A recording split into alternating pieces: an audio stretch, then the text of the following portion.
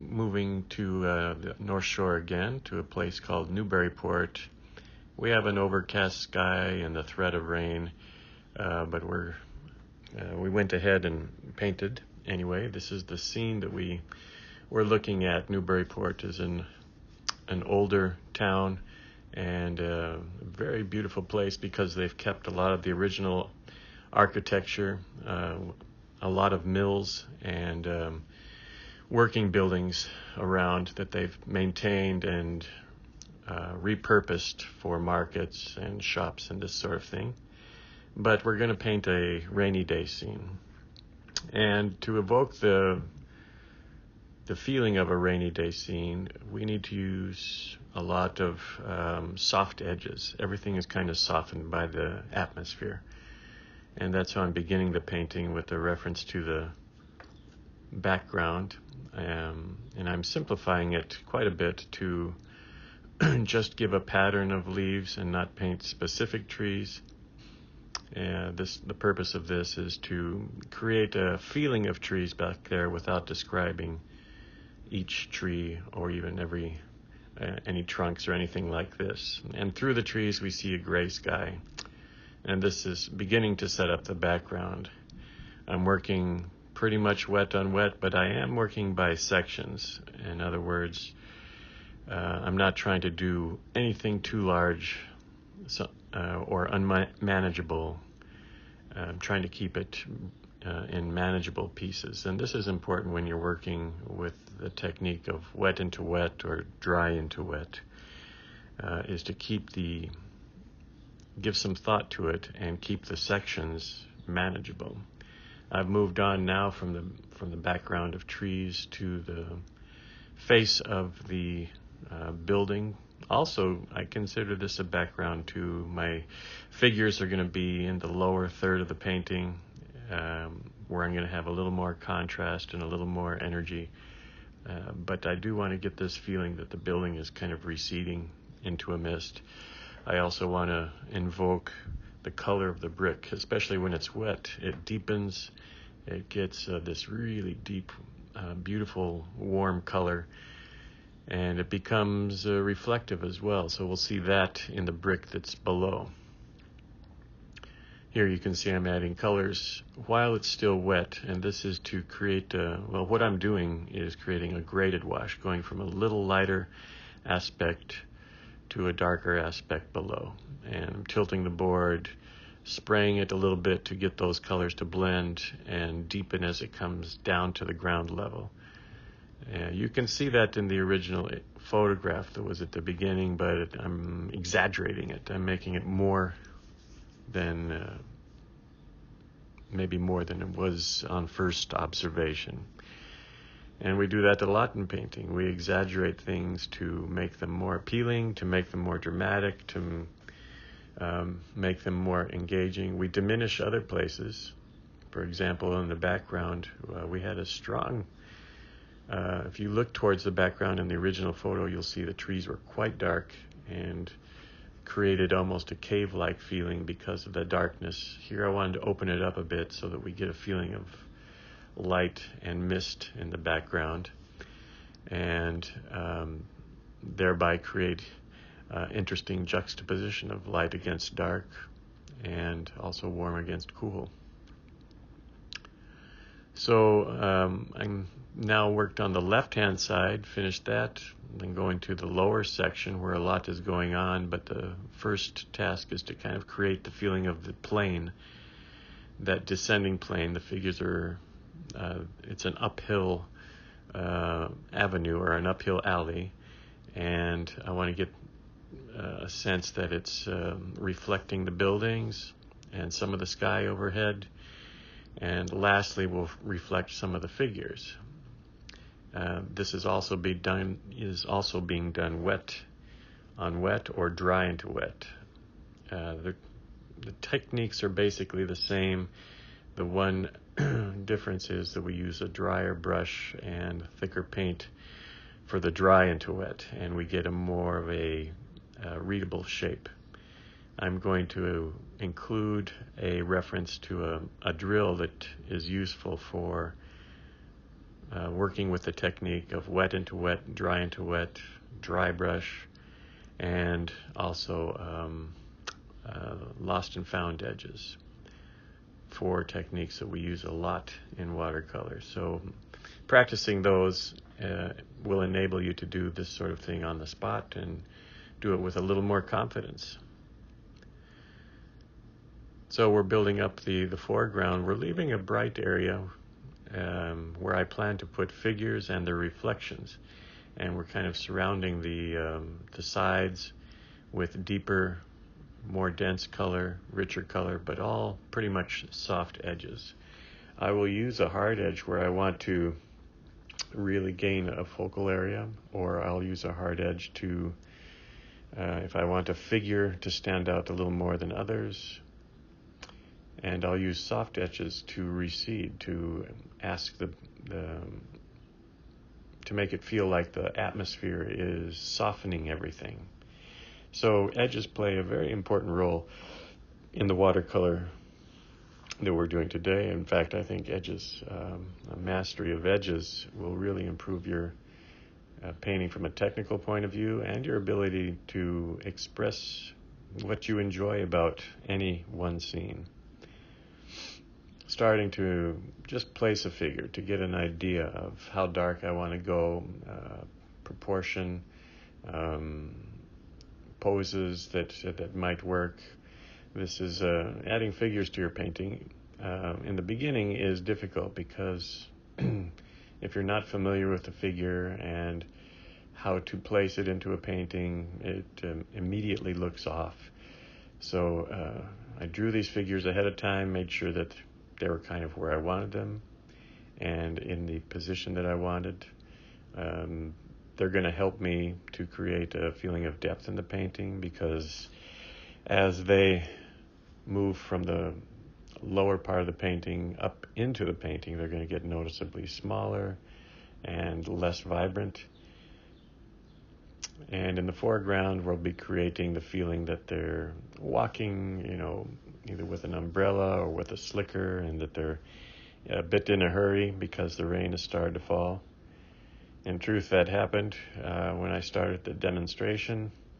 It was threatening rain, but it was still dry, and I was able to basically complete my painting. But within an hour after that, it had started to rain, and unfortunately forced the rest of us to kind of seek shelter, and we couldn't continue.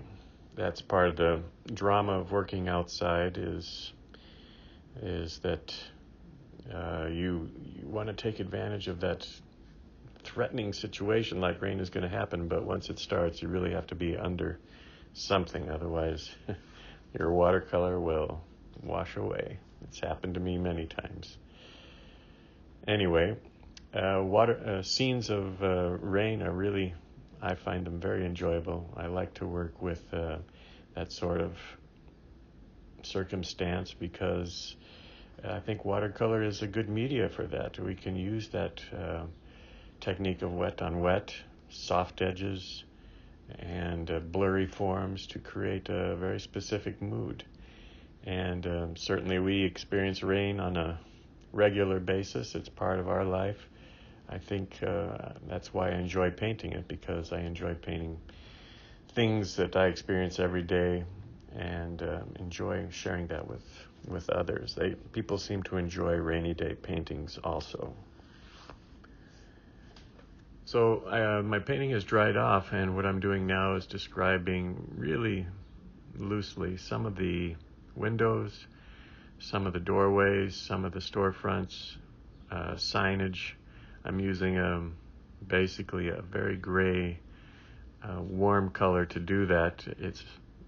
I'm using simple strokes also, so that there's not a lot of detail in these strokes, but they do help to create the illusion of depth. We feel after adding these that those buildings will recede even more towards the back, and describes sort of the character of the buildings as well. Tall windows. Not the buildings themselves are not that tall, but they feel more like the colonial atmosphere that these buildings help to generate. The figures are placed with darks, and this helps me to see them, and later on I'm anticipating adding color to them, but at this stage I basically want to be able to see them and relate them to each other, and get a feeling that they're moving back in the scene.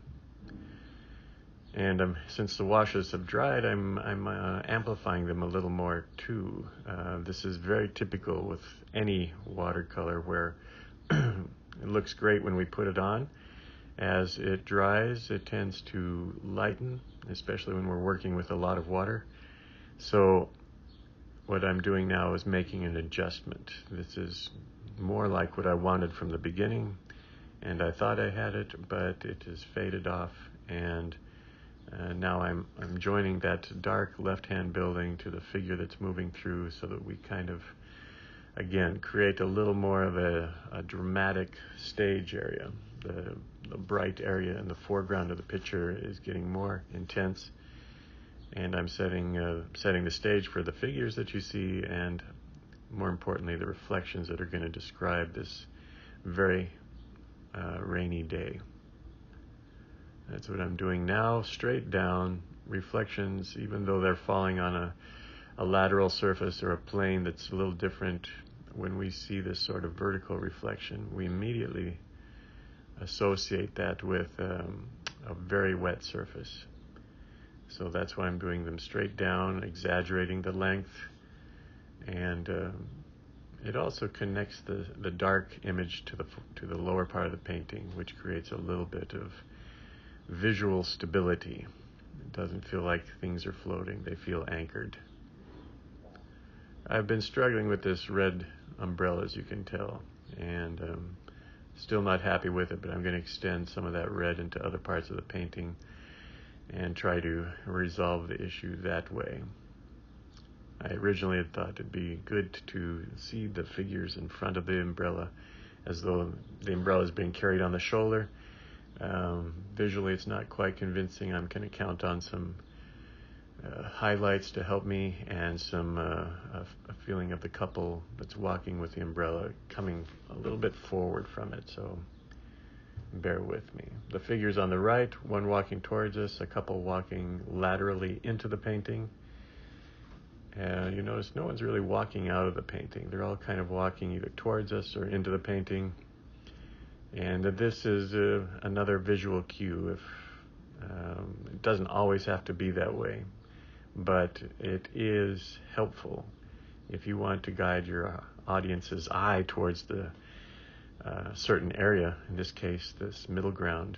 There's a number of things that help that.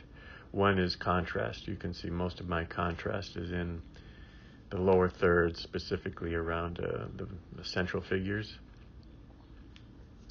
Another thing is edges. Soft edges, your eye is going to move very easily through the soft edges without much stopping. It's going to move through. When you find a hard edge, when your eye finds a hard edge, it tends to stop and read whatever's there and then move on. So we use hard edges, soft edges in this manner too when we're thinking about a center of interest. We'll place a hard edge, for example, a very sharp edge where we want the eye to stop. Also, if you combine that edge with contrast, tonal contrast, light and dark, that will further that excitement in that area. And what else? Figures moving towards that center, edges, bright colors. In this painting, there's a lot of grays. Maybe 90% of the painting is grays. There's a few bright colors which catch our eye. That blue in the shirt of the man that's walking towards us, the reds in the slicker and figure of the family that's below. And the rest to say is gray. We'll put some flowers in there and some other accents. Also, these bright, from a color point of view, there's a lot of warms in the painting with the brick. And so I want to take advantage of that. I mean, from a color point of view. So a spot of bright red will make these surrounding warm colors even feel brighter.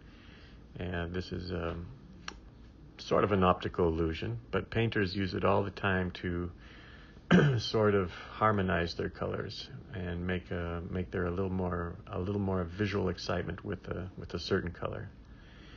Here I'm adding the pavers, the bricks that are on the ground, and pretty much just in this area, the area that's really coming forward, because that's where the light is sort of glinting and shining the most, and I won't be adding them further down. I won't be adding them to the left or right. And here's the finished piece so far. You can see the red was carried elsewhere. The reflections are made more transparent by putting those pavers there. There's a nice animation to the figures. I don't think the umbrella problem was ever totally solved, but it's good enough.